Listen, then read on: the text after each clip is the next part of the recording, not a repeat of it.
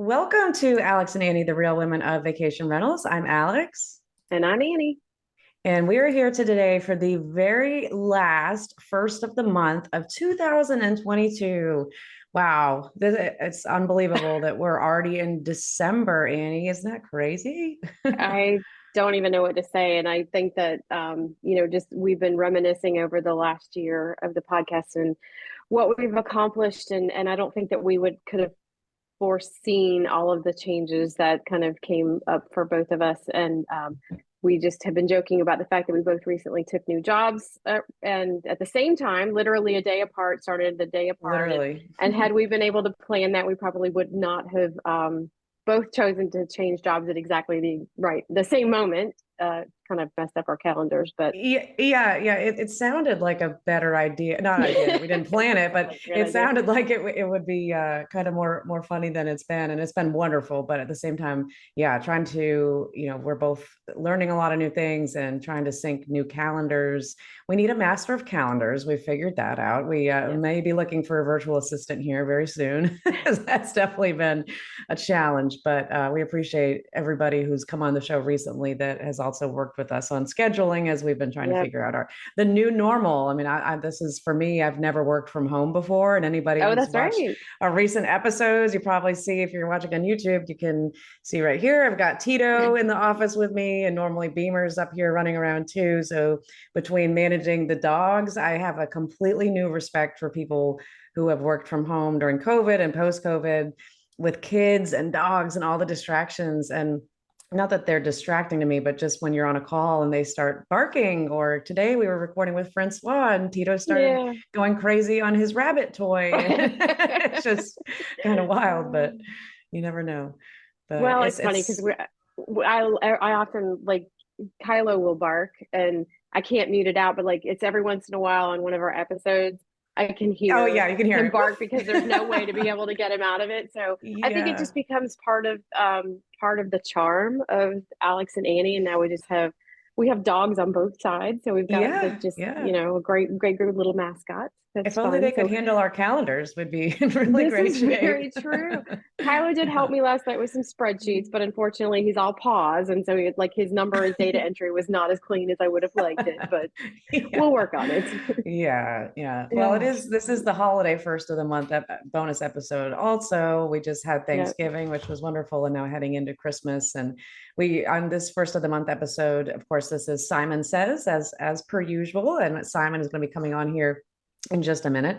If you're not watching on YouTube, we do. Annie has antlers on right now, and I've got my And they have Fa bells. La La Llama hat. So we are trying to play into the season a little bit, but we just wanted to first kind of recap where we've been. It's been, like Annie said, just an unbelievable month of a lot of change and positive energy and exciting things. And I just got back from Scottsdale. Actually, I was out there at Casago headquarters for a week with their Yeah. team, and it was everything I had imagined and more, and just a great first week being on site with the team. And next month, I'll actually be able to report on how my experience was going to Casago University.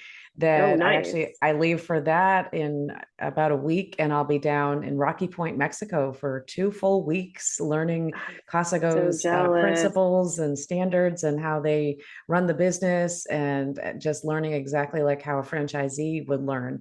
So really excited to go through that process and just learn more about the brand and see the Mexico team. They're actually going to have their Christmas party while I'm down there. So I'll get to go to the Mexican Christmas party, which that's just a dream come true. Anybody who knows me knows I love Mexico, and to actually work for a company that has a base there, and I get to go to their Christmas party is just too awesome. But super exciting. But how have things been with Marriott? I know you've been super busy since you started also. Yeah, so I had forgotten what it was like to be like a part of a very large organization with a Yeah. lot of structure. So that's been a little challenging for me to kind of wrap my head around getting a little more structured with my calendar and my day and a lot of meetings and it's not as easy to say no to a meeting, when you've got all these requests. But it's been really amazing, and I think that one of the things I had a reminiscent conversation with Amber Hurdle the other day, and she reminded me of our dinner that we had with her last year at the women's conference, and Yeah. how at dinner we were talking about what we were both doing in our lives. And I had commented to her that I was concerned that because I didn't have like a really honed in specialty, that I had this really broad breadth of experience, but nothing that I could really like hang my hat on as like, I'm an expert in this area. And I said, I was really concerned about maybe, I wasn't going to be able to like reach a level of success that maybe I defined as success. Yeah. And she said, she goes, you fast forward to right now. And she said, in this job that you're in at Marriott, like it's absolutely the perfect job for you. And it's all of your skill sets kind of wrapped into this like really great description. And she said, but it really takes you recognizing all the gifts and all the learnings and all the talents that you have before other people, and like accepting them before other people will recognize them. And so again, Yeah. it's just like for both of us, we pushed ourselves. You pushed me a lot. I pushed you. The universe pushed us, and we just found these really great opportunities that are going to take us both to the next level and really take our skill set, kind of push it to the limits of what we're capable of, and teach us more. And I couldn't be more excited about everything that we have going on and kind of where the future is. And the team is amazing. The support is amazing. I kind of pinch myself because it just seems like some days too, almost too good to be true. But Yeah. so far Yeah. it's been a dream come true, really. Yeah, it's always hard making a change, but I think then once you do, you realize that, like you said, everything happens for a reason. And I remember that conversation with Amber, and I remember you said, and you've said it on some of our episodes actually, that you felt like you were like, and I might be using the wrong term, but the pound puppy, or like you, Yeah. what was the term you I know used? I said that. I said that I was a pound puppy because I didn't have a pedigree. There was nothing that I could say like, this is my skill set. It was Right, like, right, right. yeah. And so I Because felt you like I know was so just many kind of this, things. I was kind of this mutt. Like you couldn't figure out like, was I a Boston Terrier? Was I a Schnauzer? Was But it, when you, like, every time you said that, I always thought, like, I want to tell her afterwards, like, that is actually a huge benefit to what you bring to the table for any company. Because really, when you look at a leader in a business, whether you're the CEO or you're a VP or you're leading a group of teams, you don't have to know. You actually don't, it's not good for you to be a specialist just in one thing. Like, it's better for you to be very well versed in a lot of different things, and or moderately well versed in a lot of different things, because you have to have the strategy and the mindset to know what makes sense and what doesn't make sense. And I think if you get too in the weeds of being a specialist, then that eliminates your ability to be a leader and to be able to see the yeah. forest through the trees. And that's one thing. I would say I feel like I'm, by that definition, I'm a pound puppy too. That I know a lot about all aspects of marketing, but I also Yeah. know that I've worked with some really great teams, and I defer to their judgment on a lot of things too. And you have to be able to have that mindset, and that hindsight is, you just have to be very well versed in a lot. So it's good perspective. And thank you to Amber Hurdle, obviously, for being such a great friend and supporter of us, of the show. But let's Yeah. uh let's move into, we haven't done this in a while, but we want to make sure we gave a shout out. Matt Durrette from Cozi Vacation Rentals left us a review. Oh, And love it. we love Matt, we love Emily and their team, and they're just Their doing whole team. Yeah. amazing things down in Texas. And I said to somebody the other day, I feel like I had never heard of that area of Texas. I think it's Fredericksburg or Texas Hills, The and hill country. the Yeah. Is hill what they country. call I it. never Yeah. heard of it until probably when we first met Matt, but now I feel like I hear about it all the time. That is just Yeah. the My destination boss to is go. actually he just vacationed there for Thanksgiving, like with his Yeah, family. I guess he's from that area of Texas that with there. And I asked him about it because it's a big wine country now. wine And I was country. like, That's what I was gonna well, say. We need to be we there. Yeah, yeah, exactly we need to check it out. any place Yeah. with wine is where we need to Yeah, be, right? yeah. I think we're gonna have a Casago location there soon, so we'll see. But if we do, then Okay, you and I should go down and check it out. there we go. But Yeah. but Matt said, he said, 5-star review, a must listen for vacational professionals. Great podcast with great discussions with experts and gurus across the vacation rental industry. Highly recommend, not only experts in the space, but anyone wanting to learn more about the industry. So thank you, Matt Durrette. We truly appreciate you. And we actually got the opportunity to interview him at the VRMA Executive Summit Yeah. back in June. And that's kind of when we met him, and just had such a great time What learning a about nice him guy. and what they've implemented at the company. So appreciate that very much. Yeah. Yeah, he's definitely, his team is, they're a good apples. They're a big group of good Definitely. apples that love it. Yeah. Yeah. Yeah, absolutely. So there's been a few other newsworthy things that we just wanted to touch on. Annie, do you want to Yeah. start? Yeah. So, I mean, the one that affected me, I guess, or, hit me close to home was Red Awning bought Lexicon. So that's a really interesting play to me. And I think, that's great, a great opportunity for Red Awning because Lexicon, I mean, obviously that's near and dear to me. And we spent a lot of time building up a really great reputation and a really good client base and worked with a lot of really wonderful people. So I wish the Red Awning team and the team at Lexicon that went over to Red Awning, I wish them all the best. And I know that that's a game changer. For a lot of people, it's gonna make a big difference in their ability to distribute their properties.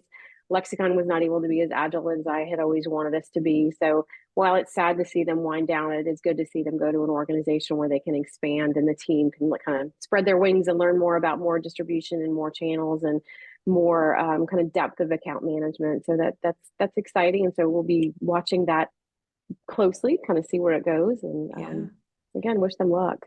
Yeah, absolutely. And same, echo that too. And, we've talked about all year long our predictions and asked other people their predictions for where technology in the space was going to go. And a lot of that was that there would be consolidation within the channel management space. So it makes sense. And Yeah, like you, I hope the best for everybody involved, and I'm sure it'll work out great. So that's yeah, one big thing. Another big thing, we have Track bought Rented and Andrew McConnell going over to work for yeah, Track, and they're going to be obviously integrating that system within their enterprise award-winning PMS, which is super exciting, and yeah, I can't wait to see what they do with that. So we absolutely just have followed Track for a long time, and know Ryan very well, and just believe in what they've done, and they've been wonderful supporters of the show. So we very much appreciate them. And Andrew McConnell, we actually had him on for an episode just probably about a month or so ago, where he yeah. actually was talking more about his book, Get Out of Your Head, but also related that to his experience in running Rented over the years, which that was a great episode. He's an inspiring individual, and I think he'll do great things with them. Yeah, and it was I have to say, if you had given me like, kind of like place a bet, that was not one I had seen coming. I would have thought some like another pricing system or something along, but I think it's a really great compliment again to what Ryan and his team have built up at Track. And I think that having worked for Michelle Marquis before and knowing her brain and how it works, kind of in the revenue space, they've thought this through. They know what they're going to be doing with it. And so I think 2023 is going to present a whole bunch of changes for the better for the industry through Track and probably services and offerings that they're going to have. And so again, excited to be, there's a supporter of the show. We're going to have Ryan on after the first of the year and Yeah. really get to dig in more. And hopefully he'll share some more things with us that haven't been shared, maybe some more details about what they're going to do with Rented. But Yeah. 2023 looks like it's going to start out bright for a lot of people. Yeah, absolutely. And they also just got that big investment from the was it Blue Star, or Blue what's the Star, yeah, Jerry yeah, Blue Jones Star. Yeah. Investment Group, yeah, yeah. Yeah. So that's Yeah. that's Well, interesting. And actually, dovetailing off of that, Steve Milo and his group, they were down in Texas. I think they were doing some wrap up with some of the home runners that we were part of in Vegas. But they started a advocacy chapter down there, and they did an event and did a fundraiser down there. And I reached out to him the other day to just kind of see how things were going, and he told me they raised $100,000. And if you talk about a man who has become a machine for advocacy in our yeah. industry, I Yeah. mean, he may not be tall, but he be mighty. I mean, he is really just killing it Tiny for but what our mighty. industry is, tidy but mighty. But he's I love what he's doing for advocacy and the passion that he has behind it. But again, $100,000 at one event, that's just amazing. Yeah, absolutely. He's definitely, Steve has made a huge impact on the industry as far as advocacy is concerned. And we appreciate what he's done I think he had the foresight and saw things happening years ago in Florida that he knew this was going to end up happening and be issues in other destinations. And, Yeah. having locations across the United States and mostly Southeast, it made sense that he made this a core goal to make sure that there's legislation and there's support to make sure that these companies can stay in business, and that we are not Airbnb. We are not held to rules and legislation that do not cater to the good business that we're all being stewards of. So Yeah. very, very exciting. But now up next, we have Simon Lehmann. He is on the line, and we have a very special guest. So we have Rosemarie, who is coming to speak with us on accessibility. So that's a big topic in the industry about making vacation rentals accessible. Hotels, obviously, under regulations where they have to have accessibility, and vacation rentals are not under that. So Rosemarie, it sounds like she's a friend of Simon's. They're doing some work together, and Simon's eyes, from what he told us, they were opened by this conversation that he had with her, and he suggested that we kind of start the conversation from the podcast and maybe let it open up more doors of further conversation within the industry. And we're excited to have her. So yeah, happy to hear what she has to say. Great conversation, and something that we should all be talking about and thinking about when we talk with homeowners on different suggestions. For a lot of money's being put back into units right now and properties, which is great to see. Everybody's had a really good rental year.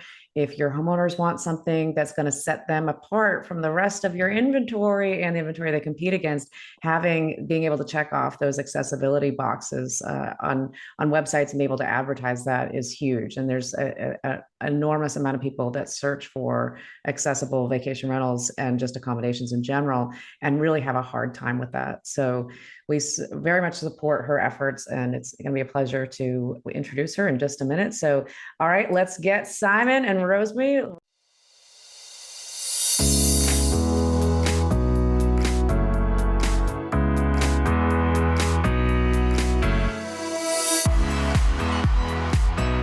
Welcome back to Simon Says. We are back, and we've got Simon Lehmann here with us of AJL Atelier. Simon, welcome. Hi there, Alex and Annie. It's great to be here once again on the 1st of December edition, and I'm sending my insights from Barcelona today, which is awesome. I'm spending some time with my team in Barcelona, which was well overdue. Yeah, well, great. We're so glad to have you, as always, the first of the month. And this time we mixed it up a little bit, and you invited a special guest. So why don't we let you do the introduction? Absolutely. More than happy to. So first of all, we have so many different areas to cover within the vacation rental industry to professionalize our industry. And we have a lot of topics to address: regulatory issues. We have to address health and safety issues.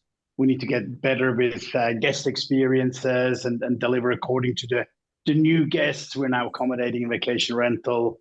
So a lot of things have changed recently, and also in regards to sustainability, a lot of topics are being raised around that as well. What can we do as a vacation rental industry to address sustainability and help reduce carbon footprints to homeowners, etc. But there's another issue that is also very much to our heart, and that's called accessibility. So the issue is, people with disability want also use the fantastic product of vacation rental, but it's very limited in relation to accessibility of the properties, actually finding the properties online through OTAs and others, which properties are accessible.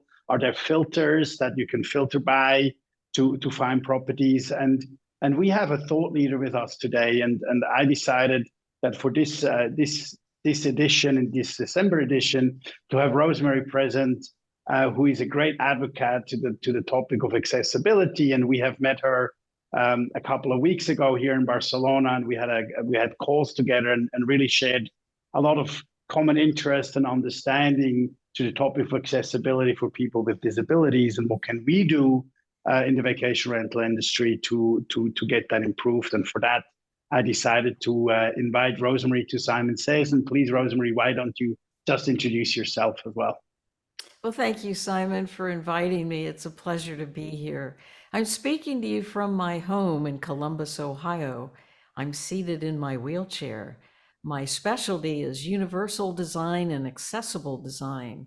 I help people in the built environment, be it a workplace or a vacation rental or a residence, to help them I live in a national demonstration home, the Universal Design Living Laboratory, that my husband and I led a design team and built, and have lived here now for 10 years. So my expertise is firsthand, looking at the accessibility of the built environment. That's great. Thank you so much for joining us today, Rosemarie. We are very just honored to have you. And I think it's such an important topic that it really hasn't been discussed enough in our industry, or really just even travel in general.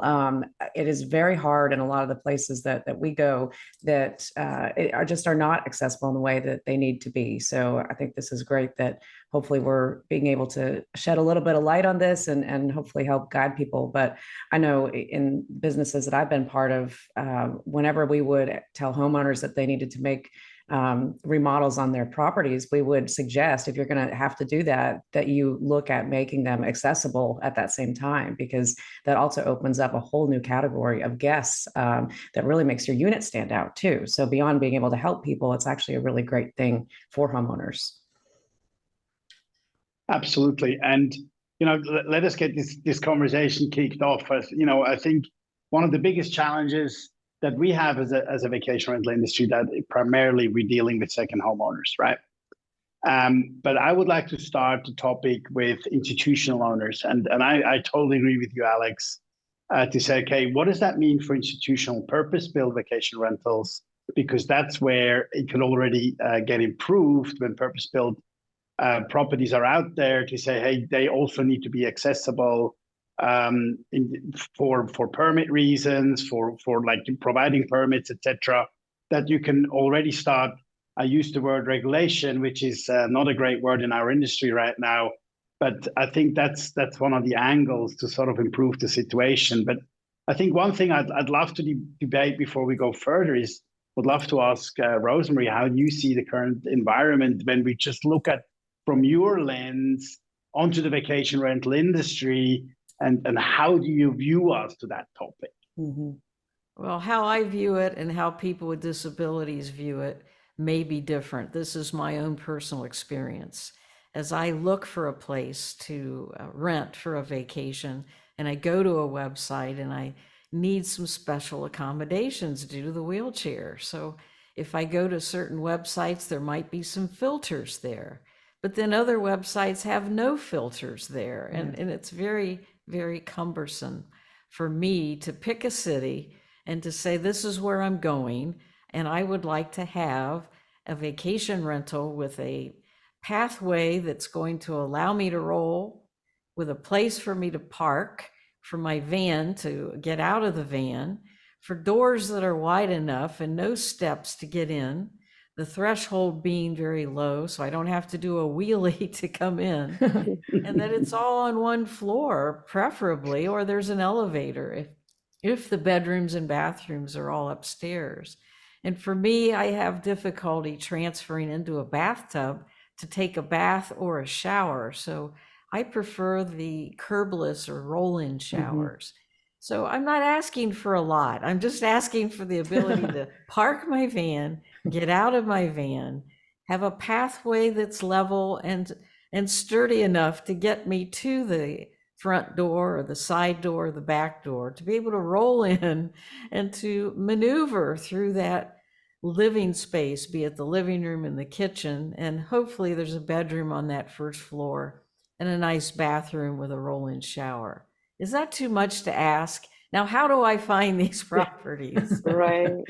So do we have any statistics, or do you have any statistics of how many actual properties there are existing, and I'll just say within the US, like that would be considered fully accommodable for for a wheelchair? I mean, I think I work in a market similar to Alex's in Panama City Beach, and I was here when working with a lot of developers as they built buildings, and we would always go through like, is there the accessible path to the building? Can they get through the doorways? Like all of those things. But one thing that never came up in the conversations was the mandatory build out of a unit that was accommodable. It was getting to the building was fine, but then it was when you get in the building, each individual owner gets to decide obviously what that is. And so it kind of seemed counterintuitive to make all these accommodations to get someone to the building, but not actually have a unit that they could stay in. So I'm guessing at some point you've done some research and could give us some stats on what is actually existing out there. That research does not exist. It's Oh, missing in yeah. the industry. For the there's- same reason it's there's hard to one book. component. Right. To identify the problem and to find some organization to do research, not only in the US, but all over the world to find out. And how do you define an accessible unit? You know, Right. does it have to have 13 features? Does it have to have 31 features? Each person with a disability is going to come with their own set of requirements. Those who are visually handicapped in terms of blind or low vision, those who have some allergies or reactions to scents, such as soaps and potpourri and candles in the area, and those who have hearing loss or those who have a cognitive disability. There's all types of disabilities, and the world is getting larger in terms of the population. Our older adults are getting older. There's 10,000 older adults that are turning into 65 years old every single day. And these older adults are coming with some limitations in being able to climb steps and be able to get into a bathtub or out of a bathtub. They prefer showers. So it's not just people with disabilities. Looking at the older adults and the multiple generations that are coming together for a big family vacation. They want to bring everyone, the person who is a senior, older adult, the person who has a temporary disability, be it a child or an adult. I think you're raising an incredible important aspect here. And we started this conversation of, in terms of accessibility. And then when you said, is that too much to ask for?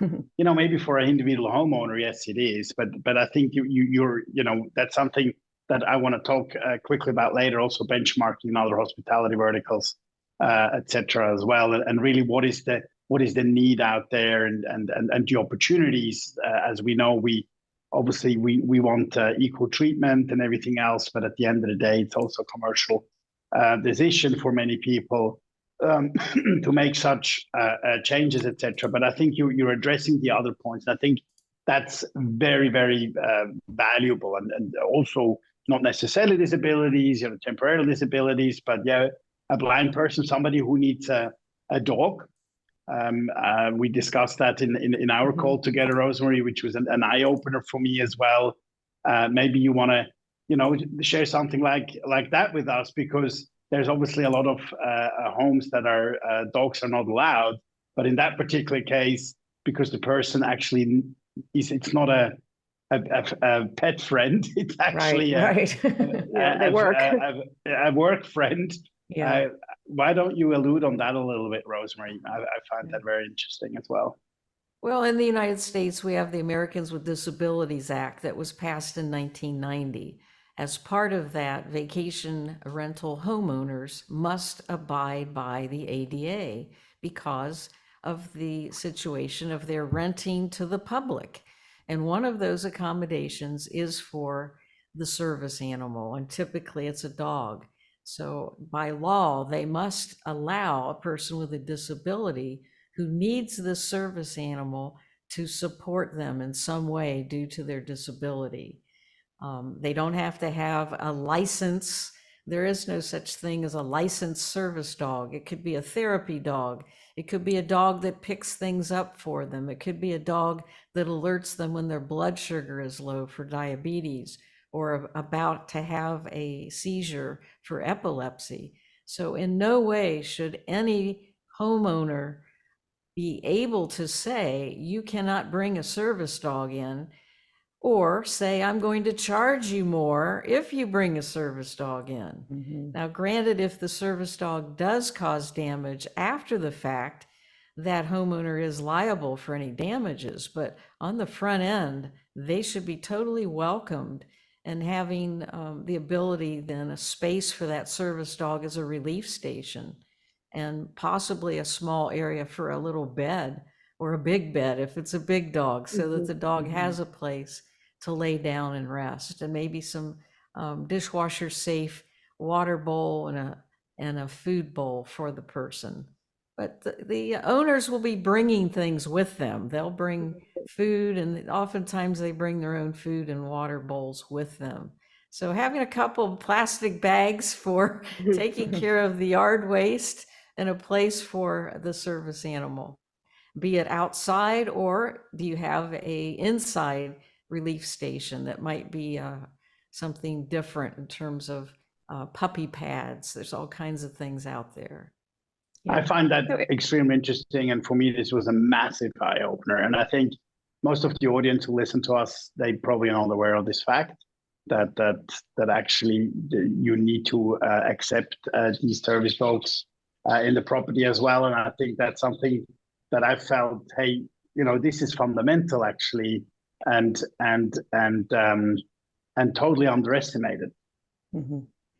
Yeah. So I'm curious, just for, I guess, for our understanding. So if a person, again, listening says, okay, yeah, I want to like retrofit my home, I want to do the things, are there things that someone can do to an existing property that won't be structural in nature and cost them, a lot of money? Again, I think to your point, if somebody has a home that is one floor, it's a lot easier than somebody who has a, multi-level house, because if you didn't build an elevator in it, then it's really hard to go back and kind of add an elevator. Although, in the beach markets, we have people that have the exterior elevators.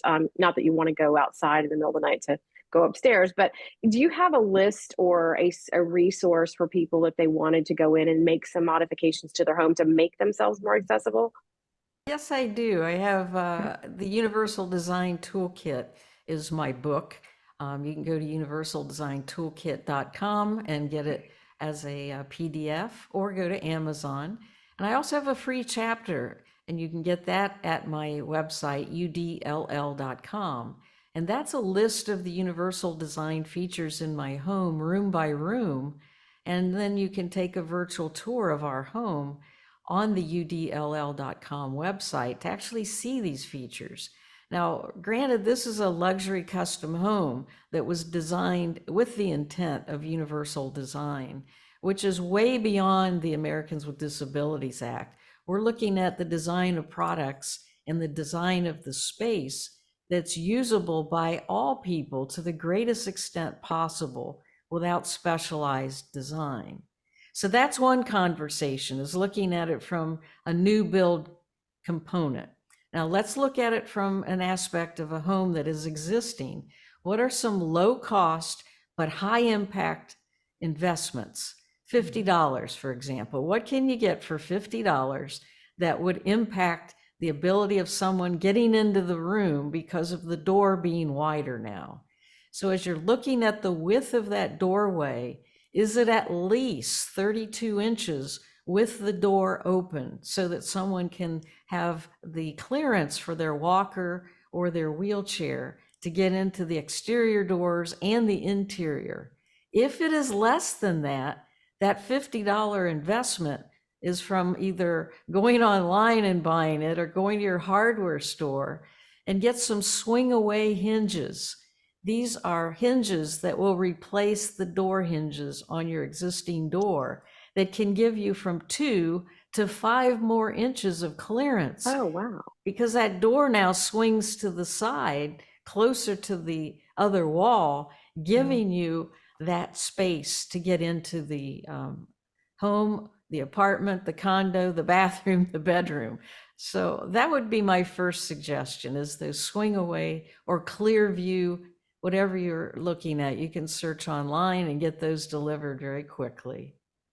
Oh, that's great. I love that. We'll definitely include a link as well within the show notes. So if anybody wants to read more about her suggestions. Go ahead, Simon. One thing I want to address in terms of demand, right? Also to get people more educated on the demand in relation to that, and also like would you think that actually the property man or the vacation rental product as such is already in such a demand that it's attractive for property managers to talk to owners? Because as I said earlier, at large, property managers do not own these properties. They're individually owned by individual homeowners. They manage them on their behalf as property managers. But, we already struggle to have conversations with the homeowner to change his couch or paint his wall every now and then, or upgrade the kitchen. But where would you see the demand for this type of product when you compare it to the classical hospitality world, which potentially or is more regulated than what the vacation rental is when it comes to topics like people with disability and accessibility? Well, you're looking at this population that's aging. That's one, as the older adults, as well as people with disabilities. There's 1 billion people in the world currently with disabilities. And looking at the US, we've got 26% of the population have a disability. And then looking at that older adult population, those baby boomers and older, people are living longer now. They're living into their late 70s. That's a fact. And so they're looking for extending their pleasure and having that opportunity to be with all their family when they do go on vacation. There are many, many multi-generation households that are just taking off for the holidays, for vacations together. So talk to other vacation rental owners and find out from those who do have the accessibility features.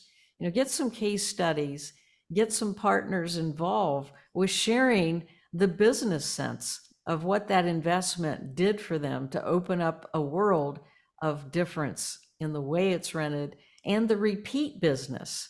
That's another aspect. If a family's been there once and had a wonderful experience because it's so accessible and everybody was accommodated, they're going to come back the next year. They're going to come back. That's a great point. Yeah. Really. Very well said. I worked with a group a few years back that did, it's a company called Villa Key, and they're based in Orlando. I'm not sure if you're familiar with them.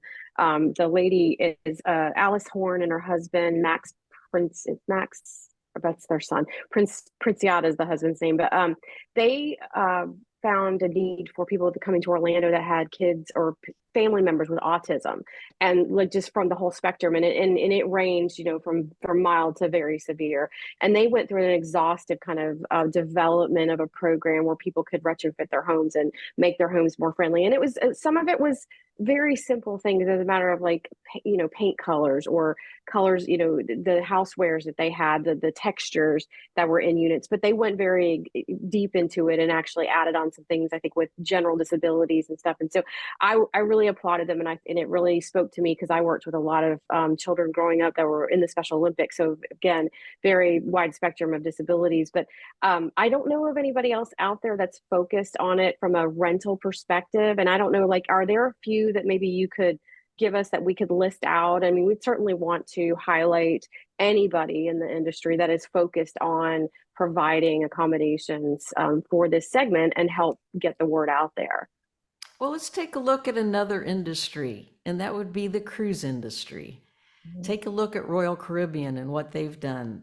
They have done an extensive research and extensive programming for the autism spectrum, for the families, so that there are cruises specifically set up for that population. I just returned from a major cruise on a Royal Caribbean's newest ship, the Wonder of the Seas. This is the biggest ship in the world, holds 7,000 passengers, 2,000 crew with 18 decks. And I was just applauding Royal Caribbean for what they have done for accessibility, not only in my stateroom, but in the dining rooms and the public restrooms and the elevators and the casinos and the swimming pools and the theaters. I mean, Royal Caribbean has really taken a leading step with its newest ship to say, we are the accessible cruise industry. It was a wonderful experience for me, and I was with a group of other people with disabilities who felt the same way. So looking at other industries and what they're doing, I think would be I mean, a nod to the vacation rental industry. Yeah. Yeah. Even from a this is, destination. Oh, sorry, go ahead. go ahead. I was just going to mention from a destination standpoint, Myrtle Beach is actually the only autism-friendly destination that has received that designation from CAN, the Champion Autism Network, which I don't know if other destinations are looking into doing that as well, but there are certain things that we had to do to qualify. And a lot of that came from at the airport, and attractions and different things where you have to have quiet rooms and ability for, to be able to get away from big crowds. But that's a big thing. And what we found was that families that had an autistic child, in most cases, a lot of them just don't travel at all. And that's really sad to not be able to have any vacation because they just can't find places that are going to be able to be suitable for them. So I want to go back to the example that Rosemarie has mentioned, the cruise. I think that's a wonderful example, but obviously a more seldom one to be realized as well when you look at the high fragmentation of the vacation rental industry. And I would like to sort of go back to some other examples in the hospitality industry and what are the challenges in relation to our topic today when we talk about hotels. Can you share some of your experiences as well? How is it handled? Probably some better, some less, but I would love to know a little bit more to sort of benchmark what the hotel industry is doing about it. Well, one is the ability to reserve a hotel that will have the accessible features. So wouldn't it make sense that the accessibility filters be the first thing that I'm looking for rather than, okay, here's the city I'm going to, and I need a king size bed. And then at the end of the reservation, it will finally say, okay, we do have a wheelchair accessible room with a roll-in shower. I want to know that right away, not going through the entire search. And then at the end, finding out, okay, then I might be able to find a wheelchair accessible room on that date with a roll-in shower and a king size bed. I want to search on the front end. And so that's my consideration. I want to see the room. I want to see photographs of the room. I want to see where the bed is located. I want to see where the sink has knee space under it. I want to verify that there are grab bars by the toilet and by the shower. I want to see there's a handheld shower. So seeing for me is much better as a selling point. And then I go, wow, that room looks great. Let's go ahead and book it. The bed height is a consideration. So you already and there's a lot of discussion about bed heights. See, the Americans with Disabilities Act has yet to come down on any recommendations and rules in terms of our Department of Justice saying how high should a bed be from the floor to the top of the mattress if the room is accessible. And here are the guidance for that. Guidance, 20 to 23 inches from the floor to the top of the mattress. That's my guidance, because most people are in wheelchairs with a cushion on it at around 19 or 20 inches high. They need to be able to get into bed and slide in easily and slide out easily. So looking at the bed height and also maybe looking at underneath the bed, having about 7 inches. Now that's a great place to store luggage, and it's a great place for someone who is bringing their portable lift, a lift system to get someone from a wheelchair into bed. They need to slide the legs of that lift under the bed in order to fully appreciate the transfer. So those are my considerations at hotels. When you have spoken to OTAs already, you have been in conversations with some of the OTAs out there addressing the topic of filters, and are the property providers, no matter if it's vacation rental or hotels or whatever, able to provide these features in the amenities? What is the reaction of the OTAs in making these filters happening? Also, companies like Airbnb who say, okay, you can actually filter properties. What are the OTAs doing here? Well, Airbnb just announced a few weeks ago their new adapted identifier on their website. And I went to look at it, and it is there. It is front and center on the home page, and it has its own tab up at the top. It says adapted. And so at this time, they have about 1,000 that they have put there in terms of properties all around the world. And what they're looking at is the ability to have a path of travel into the vacation rental, and having the door appropriately wide enough to be able to get into at least one bedroom and a bathroom, and at least one accessibility feature in one of the bathrooms or bedrooms. And that's where they're falling short. One feature? Come on, give me a break. I need more than one feature. Right. Yeah. So Right. adapted does not mean accessible, but they have 13 filters there. So a person can go on from the searchable database at Airbnb and start clicking the filters they want and maybe find some things. But I'm glad Airbnb is leading the pack now with something anyway. And they're putting more photos out there for these properties. Yeah, it's an important thing. I know Airbnb just also added the ability to search or buy EV car charger. So if they're going to do things like that, we certainly need to make sure that we're taking care of accessible features as well. And I think that's just a great recommendation for anybody listening on your own websites. If you have the ability, or if not, check with your property management system to be able to access that amenity or build it out so that it does display on your site. So, well, thank you so much, Rosemarie, for joining us today. And Simon, thank you for the great idea of bringing her on. This was an enlightening conversation, and I'm sure our audience got a lot from it. Rosemarie, if anybody wants to contact you, what's the best way to get in touch?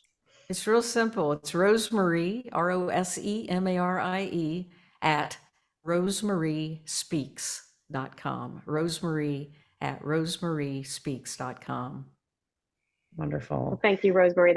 This is wonderful. And again, I know we have a long way to go as an industry, but I think that it's a very important conversation to be had. I know I work for an online channel, Marriott Homes and Villas, and it will certainly be something I will ask our team about to make sure that we're, asking the questions from these property managers. Do you have these units available? We certainly would like to highlight them and showcase them on our channel, and I hope other channels do the same. Yeah, thank you very much, ladies. I really appreciate it that you gave us room to address another topic that we should be definitely aware. I think it was pretty clear understood that we're only at the beginning, but there's a few very strong arguments that Rosemarie brought to the conversation, such as our aging population, and all, obviously, in addition to people with disabilities and special needs, and I think that's definitely something we as an industry have to put on our agenda and make the industry and homeowners more aware. Yeah, absolutely. Well, happy holidays to everyone. We hope that you have a wonderful December, and we will talk to you next time on our first of the month bonus series with Simon. Anything else? No, just happy holidays. And again, Rosemarie, thank you so much for sharing your perspective. And we will make sure to include everything in the show notes so people can reach out to you and find more information. Well, thank you for the opportunity for my voice to be heard. Absolutely. Happy holidays, everyone. Happy holidays. Stay well. We'll talk to you next time.